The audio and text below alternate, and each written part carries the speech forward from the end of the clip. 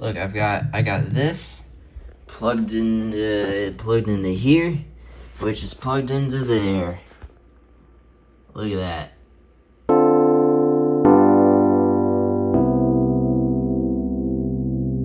So this is my Raspberry Pi. This is the 4B model. I put it in this super cool NES looking case. It's the Nest Pi 4 case. I got it on Amazon.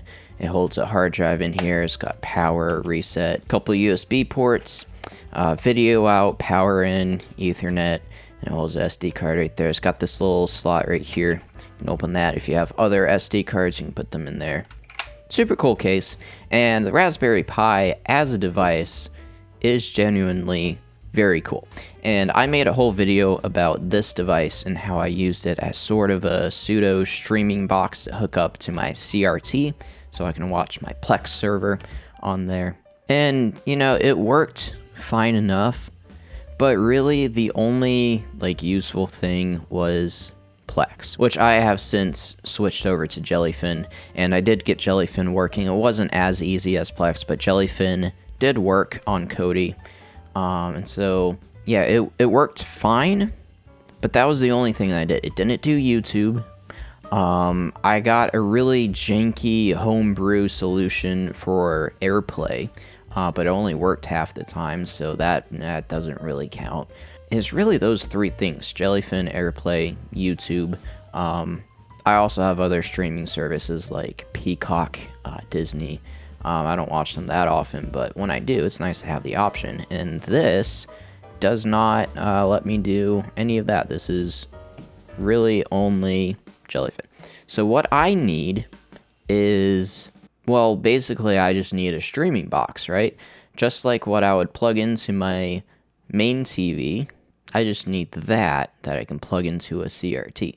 So this is my Apple TV. I use this in the living room on my main TV, and you might be wondering, why the Apple TV? Well, my TV has built-in streaming apps, just like pretty much every other TV on the market. It's an LG C4, so it has LG's WebOS, and it's kind of terrible. It's very slow, a little bit buggy, but I just overall don't like using it. Also, this remote is terrible. I mean, it's huge, it's bulky, it's got way too many buttons, and I hate this little scroll thing. I always end up trying to press it, but then I scroll, and it's like, okay. And it also has the pointer, so it's kind of like a Wii remote, and that's kind of cool. But other than that, I don't really like this remote, especially compared to the Apple TV remote. Look, you got your directions, enter, got a home button, volume, play, pause, back, mute, Siri, I guess. What else do you need? Power button. Like, I don't know what these I'm not that young, but it's been a long time since I've used number buttons on a TV. So yeah, you don't need it. And then also, like, these sponsored buttons, gross. I don't want to even see that. So yeah, this remote, fantastic. And I talked about how the interface on the TV's WebOS is super slow and buggy. Well, that's where streaming boxes come in handy, because it may seem redundant because this does what the TV already has built in, but it has a much better interface. It's a lot faster, it's a lot smoother, and there's no ads on the home screen. Which leads me into why the Apple TV instead of a Roku Ultra or any of the many other streaming boxes. I think for me personally, it'd be between this and the Roku, but Roku has ads on the home screen. Something that you pay lots of money for a dedicated streaming box, and they put ads on it. And I think that's disgusting. I'll tolerate it for my TV because I'm going to buy a streaming box so I don't have to see the TV's ads. But if the thing that I buy to avoid the TV's ads also has ads, that's kind of gross, right? So I got an Apple TV. It has no ads. Super smooth, fluid. I kind of love it. How do I plug this into a CRT? Because it has HDMI and not anything that the CRT uses. Well, I happen to have one of these things. This is just a very cheap HDMI to RCA converter. These come a dime a dozen on sites like Amazon. And I originally got this just to hook up my Switch to the CRT and be like, oh, haha, I'm playing Breath of the Wild on the CRT. But I had this laying around, and I was like, I really wish I could have a device like the Apple TV for the CRT. And then I was like, let me just hook it up and see what happens. This is a 4:3 aspect ratio. This is what CRT televisions used. This is what old content made for those TVs used. But nowadays, everything uses 16:9. Modern TVs are this shape. A lot of content made today is this shape. So how do we make 4:3 content fit in a 16:9 shape? Well, we can either stretch it so it's a little bit distorted, but at least it fits, or we can add black bars to the sides. This is called pillar boxing. Or we can simply stretch it up and then crop off the top and bottom. Now, a streaming box like the Apple TV has what's called a frame buffer, where it renders everything in a 16:9 box. So if you're watching 4:3 content, then it's going to add pillar boxes to the either side and then send out this as a 16:9 image. So if we're connecting this to a CRT, we have the opposite problem. How do we fit 16:9 content in a 4:3 screen? Well, we can either shrink it down and add black bars to the top and bottom. This is called letterboxing. Or we can shrink it down, we can squish it so it's a little bit distorted, but at least it fits. Or we can simply crop off the sides. So if we're watching 4:3 content, then we're just cropping off the black bars, so we're not missing anything. But if we're watching 16:9 content, yeah, I know we're missing some stuff, but this is still my preferred way, is cropping. So we have three options, either crop, letterbox, or squish. Well, spoiler alert with the solution we're going with, letterboxing is not an option. So we can either squish it or we can crop it. And out of these two, I prefer to crop it. So here we are on the CRT with the Apple TV, the Apple CRTv, if you will. We can go over here to settings, video and audio. We can go down to format and scroll all the way down to other formats and scroll until we get to 640 by 480 60 hertz, and that's what a CRT uses. So now the Apple TV is taking its 16:9 frame buffer and squishing it into 4:3 and sending that out to the converter. So instead of the converter squishing, it's the Apple TV that squishes. So if you go over here to infuse, which is what I use to watch my Jellyfin content, now you'll see that it's taking the 4:3 content, adding black bars to the side to make it 16:9, and then it's squishing the whole thing to make it 4:3 again.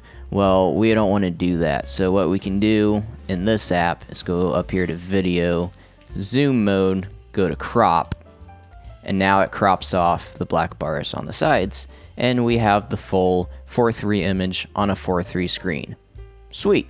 Okay, so I can get Infuse to work by setting it to crop to get around the squishing, but what about other apps like YouTube, for example? So here's YouTube, and I'm watching nostalgic 2000s commercials, and it's 4:3 and it's doing the same thing where it's got black bars on either side, and the Apple TV is squishing it to fit in the 4:3 output. And YouTube does not have an option to crop it like Infuse does.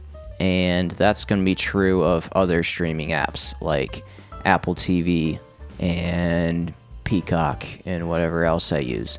So we need something different. So back here in settings, I noticed this option above the format says enable wide aspect ratios. And I wondered, what does that do? So I turned it on. And look at that. It's no longer squishing the image. It's just cropping off the sides. So now, when I go back to YouTube, look at that. It's cropping off the black bars. I get the full 4:3 image. It's not distorted. It's filling the screen. Sweet, that's exactly what I wanted. And then of course back here in Infuse, I can go to video and I don't need to crop it because the crop is system wide now. So now I get the full image filling the whole screen. It's kind of a bad example because it's so dark, but I love this scene. Spoilers if you haven't seen it. Anyway, so there we go. This seems like the answer to all of my problems. Now, one thing that I was a little bit bummed about was that I wasn't able to get this remote to control the volume of this TV. There should be an option to be able to train the IR so that I can use this remote over IR to do the volume, but it did not work. So I just have to use the TV's remote to do the volume, and I'll just have to deal with it. Okay, great. So I found something that works. I just need an extra Apple TV because this one belongs in the living room, so I need a second one to go in the bedroom. So I went on Facebook Marketplace and I bought this. This is the Apple TV HD. It's a few generations old, but it still gets tvOS 26, so it's recent enough software. It doesn't do 4K, it only does HD, which I don't need 4K or HD because we're doing SD, standard definition. So I figured, perfect, this will work just fine. It didn't come with a remote, so I'll just have to use my phone. Not the end of the world. So let's get this hooked up and see what happens. I thought it should be exactly the same, but, well, you'll see. Now, sometimes it can be a little bit finicky because the box is on right now, but it says no signal. So I'm not sure what that's all about. I'll have to unplug and replug the HDMI, maybe the power, and see what's going on. So it can be a little bit finicky, but once you get it all set up, it should be okay. And also, check it out. I can use my watch as a remote. You can't see that. I turned off. I can use my watch as a remote, so that's pretty cool. And also, it just took a second. So here's the Apple TV HD. If we go into settings, go down to video. We can set the resolution to 640 by 480. And wait a minute, we're missing an option. Remember the use wide aspect ratios, whatever setting that was? Yeah, it's not on here, which means that everything's squished. So there's no option to not squish on a system level. So we can change these zoom mode settings. I find that stretch works best because the whole image was squished, and now we're gonna stretch it back out so it moves the black bars out of the frame. And when we're watching 16:9 content, right now it's squished, but I can go up here and do the same stretch option. So now we're essentially just cropping off the sides, which is not ideal, but it is better than squishing, in my opinion. That's how I would watch this. And one more cool thing, I got my Steam controller here, and I have it paired to the Apple TV over Bluetooth, and we can control it with the controller. You can even use this trackpad. So if we open the Steam Link app, then it connects to my desktop. I can say start playing, and here we are in big picture mode. I got all my games here. I can select a game, and I can launch it. Yay, I'm playing Skyrim on the CRT. How fun. But anyway, it works, but just for Infuse. So we can use Infuse, we can do the stretch thing, but we can't use YouTube, Apple TV, Peacock, because like we saw in the last Apple TV model, if everything's squished at a system level, then these other streaming apps don't support a stretch option.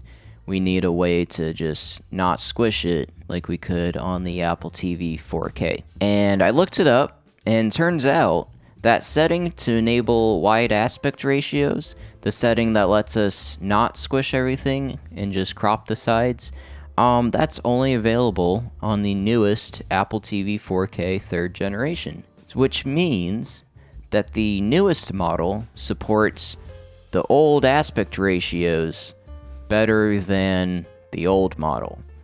Tell me if that makes sense. So anyway, we can now display stuff on a CRT. Is it the best solution? No. Is it better than the Raspberry Pi that I was using before? Yeah, I would say so. So anyway, I just want to show you guys that. Hope you thought it was cool, and I'll see y'all next time. So we're stuck with a squished image with black bars that we don't need. Yo, what is going on? I don't want that to be my video. Ah, I didn't mean to hit record. So that's it. I just want to show you guys that. I'm gonna do that again.